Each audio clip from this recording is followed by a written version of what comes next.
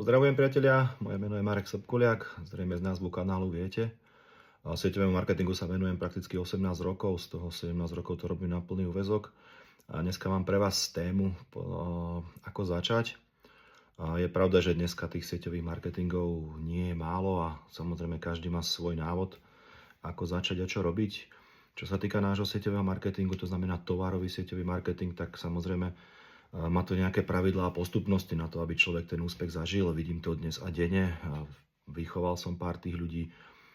Naozaj môžem povedať, že som šiel s nimi od samého začiatku až k pár tisíc eur, kým nezarábali. A vždycky to má nejaký podobný scenár. Nikdy sa to nejakým spôsobom veľmi neodlišuje. A vždycky na tom začiatku, v podstate, nech je to ktokoľvek, nech je to akokoľvek, mal by vedieť samozrejme, prečo to chce robiť. Mal by tam byť taká tá otázka, spýtať sa ho, čo od toho očakáva. Ak chce naozaj len lacnejší produkt, tak človek musí počúvnuť a ten lacnejší produkt si ten človek jednoducho zoberie a robiť s ním nejaké veľké veci, pýtať od neho nejaké kontakty a riešiť cez neho semináre a všetko v tej chvíli nie je aktuálne. Samozrejme je to dočasný stav a tá vec sa môže zmeniť. Ak mu produkty za 2-3 mesiace zachutia, možno je ochotný podeliť sa s nimi, prísť na jeden seminár, pozrieť sa na to, či je to ono alebo nie. A dnes by som možno to video venoval ľuďom, ktorí by od samého začiatku alebo aktuálne sú v štádiu, že by chceli začať. To znamená, môžu byť zaregistrovaní včera, ale môžu byť zaregistrovaní aj pred 2 rokmi a doteraz boli len užívateľia a používali produkty, tak čo by mali urobiť? Pokiaľ som začal včera, tak alebo aj pred 2 rokmi, tak naozaj prvé, čo by som si mal nejak sám seba si povedať, že čo od toho očakávam. Chcem zarábať, ja neviem, 200-300 eur, chcem nahradiť prácu svoju, mať z toho 2-3 tisíc, chcem si zmeniť život, chcem, aby o mne hovorili, že som ten multilevák zo Slovenska, alebo proste čo od toho vlastne očakávam. Hej. To sú veľmi dôležité otázky na začiatok. Je pravda, že veľa ľudí sa bojí nejak si dneska povedať, že chcem si zmeniť život, chcem zarábať, ja neviem, 10 000 eur a viac.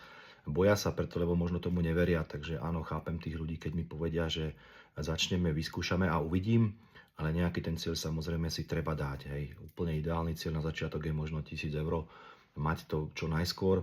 Aj rôzne firmy to umožňujú, samozrejme i u nás je to možné. A potom samozrejme prijať nejaké ďalšie kroky. Hej. Je dobre to vedieť, pretože keď sa tomu človeku potom troška nechce, aby ste mu to pripomenuli, o čom ste sa bavili a že dneska zarobiť 1000 eur nie je samozrejmosť bežne v obchode a naozaj ľudia za 1000 eur dneska chodia aj celý mesiac do práce a možno, že sú tam aj 20 dní pracovných mesiaci a možno, že teda určite odrobia aj 160 hodín a možno aj viac, takže zarobiť niekde v sieťovom marketingu 1000 eur naozaj v podstate je to veľký peniaz pre bežných ľudí a nevyžaduje to určite 160 hodín mesačne. Človek by mal poznať svoj produkt, nech robí čokoľvek. To znamená, ak ste zaregistrovaní 2-3 roky, takže toto už máte za sebou. Ak ste zaregistrovaní včera, priatelia, tak okamžite si treba kúpiť nejaké tie produkty, ktoré by sa vás mohli dotýkať. To znamená, keď som chlap, používam rôzne veci v kúpeľni. Ak mám nejaké zdravotné ochorenie, viem si okamžite nasadiť nejaké produkty a vyskúšať, či fungujú. A v tomto je to naozaj dobre, pretože pokiaľ mám to sebavedomie, tak samozrejme tá prezentácia, potom to prezentovanie toho obchodu je to všetko oveľa jednoduchšie. Ja na tom začiatku som možno nemal toľko to, že by som toľko toho vyskúšal, pretože ja som chcel hneď registrovať. Čiže zase som si povedal, že keď firma existuje v tom čase viac ako 25 rokov, tak tie produkty musia fungovať.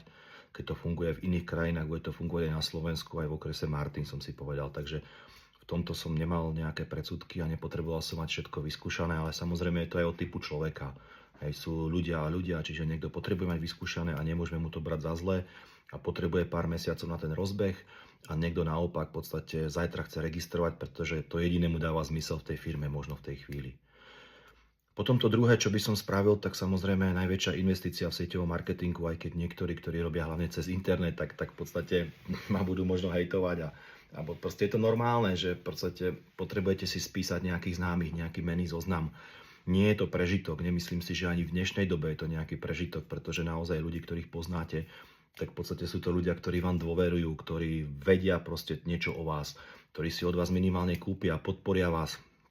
Aj keď nemusí to byť tá najbližšia rodina, ale môžu to byť známi ľudia, s ktorým si naozaj ten prvý okruh je ľudia, s ktorými si týkam. Čiže to je naozaj dospelý človek, pokiaľ má 25 rokov a viac a chodil na 3 školy alebo 2 školy, tak v podstate má živých štatisticky 200, 300, možno aj 400 kontaktov, pokiaľ mal nejaké krúžky. Pokiaľ si ich napíše na papier, nikdy na nich nezabudne. Pokiaľ si ich nenapíše na tom začiatku, tak si ich nenapíše už nikdy, pretože čím to bude človek robiť dlhšie, mesiac, dva, pol roka, rok, potom si dáva rôzne filtre pred seba a tie filtre znamenajú to, že si už vysvetľuje, že prečo by to tí ľudia mali robiť a keď mu to nedáva zmysel, prečo by to mali robiť, tak v podstate ich neosloví. Ja som bol dokonalý príklad, dostal som sa do multilevelu prakticky nechtiac, pretože pani, ktorá ma registrovala, ma tiež mala v nejakom mennom zozname a tiež ma dlhý čas obchádzala, pretože mala filter, ktorý jej nedovoľoval proste ma nejakým spôsobom osloviť.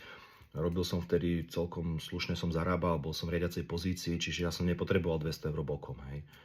Takže ako hovorím, napíšte ich na tom začiatku, lebo ich potom už nenapíšete nikdy, priatelia. Ak pozeráte to video a dáva vám to aspoň troška zmysel a ten úspech chcete, tak zoberiem papier, pero a píšem okamžite po tom videu. Neodkladám to zase na víkend, na ďalší víkend, o mesiac a tak ďalej, pretože toto není proste vlastnosť, ktorá by vás niekam dostala. Samozrejme, ak robím online, ja nikdy nemám nič proti tomu. Nestihlo ma to úplne na tých začiatkoch, dá sa robiť samozrejme aj tam, sú tam veľké dosahy, ale aj tak si myslím, že ten prvotný úspech človek najrýchlejšie urobí pri tých svojich známych. Samozrejme potom môže pokračovať už aj nejakými priateľmi na Facebooku a tak ďalej, ale musí to tam ovládať, tiež musí o tom produkte vedieť povedať, musí tých ľudí niečím zaujať, proste nie je to také, že zajtra začínam, vytvorím skupinu alebo Instagram a idem. Tiež som na Instagrame, môžete ma tam nájsť, Marek Sobkuliak 1, a som aj na Facebooku a tak ďalej, čiže nebraním sa týmto veciam, ale na tom samom začiatku by som určite navštívil tých ľudí z menného zoznamu. Prečo ich píšeme na papier, prečo ich nemáme v telefóne, pretože v konečnom dôsledku by to mal zbadať aj, alebo niekedy sa na ten menný zoznam pozrieť možno aj človek, ktorý tých ľudí nepozná a neškatulkuje, to znamená ten nadsponzor, ktorý uvidí tie mená a porozpráva sa o nich a spýta sa vás na nich a vy mu poviete, tento určite nie, lebo on je v podstate veliteľom, ako som bol ja kedysi a naopak ten sponzor povie práve, že takéhoto potrebujeme. Hej. Čiže dávam trocha iný pohľad na tých ľudí a myslím si, že toto je práve to dôležité. Hej, takže nech hoci kde počujete, priatelia, a hoci čo počujete, že netreba písať menný zoznam, že je to prežitok, že proste to už vôbec nefunguje, priatelia, z mojich naozaj 18-ročných skúseností a nehovorím to preto ani povýšenecky, že by som uspel len ja, ale uspeli už aj desiatky mojich ľudí. Čiže, priatelia, nestalo sa mi u nikoho, že by nepoužil na tom samom začiatku nejaký menný zoznam a že by sa neodrazil na nejakú pozíciu práve cez svojich známych. Potom je tu možno skupina, ktorá si to video pozrie a možno, že je v biznise už niekoľko rokov, len sú zvedaví, čo som tam natočil, tak pre nich mám tiež odkaz, priatelia, vráťte sa k svojmu prvému mennému zoznamu a garantujem vám, že v každom jednom mennom zozname je jeden kľúčový človek. Je jeden riaditeľ, ktorý tam jednoducho otočí ten kolobeh toho vášho multilevelu, ktorý vás podporí, ktorý vás dovedie k vyššie. Hej. Vždycky tam je a ja som ho tam mal, aj každý ho tam má, len sa k nemu treba možno potom po niekoľkých rokoch vrátiť, pretože jemu sa zmenil život. Vy ste sa dostali na nejakú pozíciu a ste oveľa ľahšie uveriteľnejší. Hej. A samozrejme, každý deň sa dá ten menný zoznam dopisovať. To je to tajomstvo toho multilevelu, že v podstate, keď človek robí drobné kroky, ale naozaj robí ich pravidelne, tak jednoducho úspeje. Hej. Nedá sa možno skakať hneď po schodisku na 5. schod, pretože veľa z nás nemá tie fyzikálne alebo tie možnosti fyzické toho tela a pokiaľ sa o to pokúsi, tak na 3. schode sa v podstate zakoprcne a rozbije si ústa a už nikdy multilevel robiť nebude. Drvivá väčšina z nás chce ísť schodík po schodíku a preto treba dlhodobo a pravidelne ten menný zoznam doplňať a dopisovať. Samozrejme dá sa získavať nových priateľov na Facebooku, na rôznych platformách, a viem si ich aj dopísať, viem ich osloviť aj cez Instagram, ale dôležité je, aby som si ich niekde zapísal, aby som sa k nim vedel vrátiť. Hej, ako sa hovorí, na prvýkrát málo kedy chytíte nejakú väčšiu rybku, tá rybka si oťukáva návnadu a v podstate nejakú veľkú rybku, naozaj veľkú rybu chytíte v podstate až pri dlhšej rybačke a aj trvá, kým mu jednoducho vyťahnete z tej vody. Takže tiež svojich hlavných lídrov som získaval bohužiaľ až niekoľko rokov v podstate, kedy sa k nám pridali, ale v momente, keď sa pridajú, tak to ide oveľa rýchlejšie. Takže k tomu začiatku by bolo mať dôvod prečo, spísať si menný zoznam, spísať si kontakty a proste napojiť sa na sponzora, napojiť sa na človeka, ktorý je trošku pred vami, hej. Pretože ak zoberete a dáte 10-ročné dieťa hrať futbal, ktorého v živote nehralo, tak samozrejme dáte ho do nejakého klubu, niekde ho zapíšete, ale v každom tom klube je, priatelia, tréner. Je tréner, ktorý mu povie, kde sa má postaviť, čo má robiť. Hej, potom mu povie, kde má hrať, proste, a toto všetko ten tréner je vlastne váš sponzor, ktorý vás do toho obchodu dostal. Nesnažte sa byť za každú cenu na tom začiatku samostatný, že vy to viete, vy to dáte, pretože opak je pravdou jednoducho. Naozaj, vy ste v úvodzovkách to 10-ročné dieťa na tom ihrisku, pretože ten človek ten obchod predtým nerobil. A ja som mal tam troška problém s egom, pretože som mal 26, keď som začínal, bol som v riadiacej funkcii, mal som vysokú školu a myslel som si, že nejaký produkt medzi ľudí, však to je úplne jednoduché, zaregistrujú sa a všetci si budú stále kupovať. Hovoril som si, že nikam nemusím chodiť. No a zase opak bol pravdou, pretože bez toho, že by si sa vzdelávali o veciach, tak v podstate človek nikdy nič veľkého nedosiahne.